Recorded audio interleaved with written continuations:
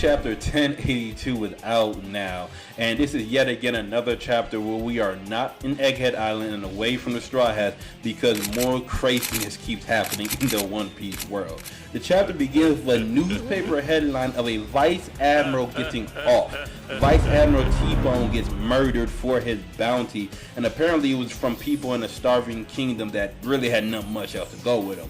And as Sengoku's talking about how this is ridiculous, how these people that they're set to protect is now offing them, they're coming to realize, the world government, that yeah, this cross guild thing is actually ridiculous. Whether Buggy and them planned it to be as bad as this or is completely by accident, the fact that the world government now has to look over their shoulders as they have to protect people and are getting off with bounties on their head makes their job a whole lot harder.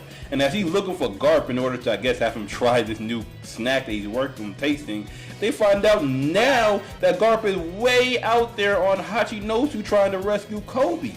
But as the world government is scrambling now, we cut away to Buggy's crew in the new world as we find out that a person off T-Bone was an old man who was just starving with his family, and after killing him, apparently his family got the money, and he's now joining Buggy's crew because he has nowhere else to do. He's a fugitive now, an actual criminal. So Buggy is recruiting people as they turn into bounties and offing the Marines. This is a double play by Buggy and Cross Guild right now. But as Buggy's indoctoring this new person into his crew, one of his crew members show him that his boat for the crew is done, and they went over the top, making Buggy the figurehead and making the whole thing clown themed. This looks amazing. But Crocodile and Mihawk don't really think so. They're like, we're not riding on this. Maybe we should have a little chat in our meeting room. And then we cut away to the meeting room, and Buggy is headless, beating up against the wall, basically asking for death. And Mihawk and Crocodile are talking about how the government is now starting to take them seriously, and what they need now is unparalleled influence to form their utopia, their perfect society or whatever. And in this, they need wealth and power. And Buggy points this out, that if you need wealth and power, you're kind of going about it backwards. Mihawk and Crocodile look like they're about to crush him like a cockroach just for talking to them. But he's like, I know y'all gonna beat me up for this, but hear me out. When y'all started this, what did y'all want? We get a flashback to, I guess, Roger's execution date, where Buggy's talking to Shanks, the same area that Crocodile and Mihawk were in as well.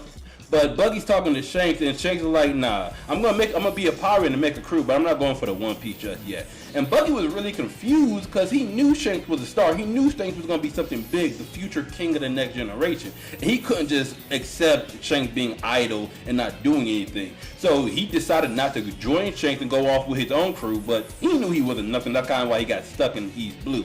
But now that Shanks is actually making his move, and he is somehow considered an emperor on equal footing with him, he's like, nah, if the things turned out this way, then I'm gonna say it. I wanna be king of the pirates.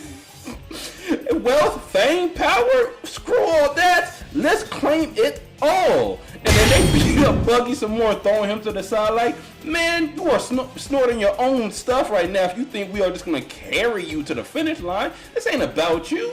But then Buggy's like, nah, I mean, if we're gonna do this, we might as well go all the way with it, and we might as well go and claim the One Piece. And as he declares this, apparently he is echoed throughout the entire organization, and they all hear Buggy declare this, and they are going nuts, thinking that the Crossbill has now thrown their hat into the race. And now it's an all-out sprint for the One Piece. But it looks like after this, we cut away now to the Kamabaka Queendom in the Grand Line, as we see some of the revolutionary captains, their subordinates, their second in command, as they're looking out to sea to see a ship that's rolling up on the island.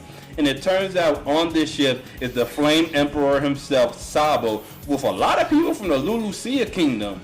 And he explains that he wasn't on the island when they got wiped out, which doesn't really explain how he got so many people from the island with him. But afterwards, after what happened, he couldn't really call them back, so he just booked it over here with the people. And the people are now going to join the Revolution Army because they got nowhere else to go to. Both the Revolution Army and Cross Guild are just picking up people at this point. But Sabo sits everyone down like, hey, I got cut off when I was trying to talk to y'all before, but this is serious. I need to tell y'all what went down on Mary Joie during the reverie. And oh my goodness, I swear, neither Dragon nor Ivan-san are ready for anything Sabo's about to say.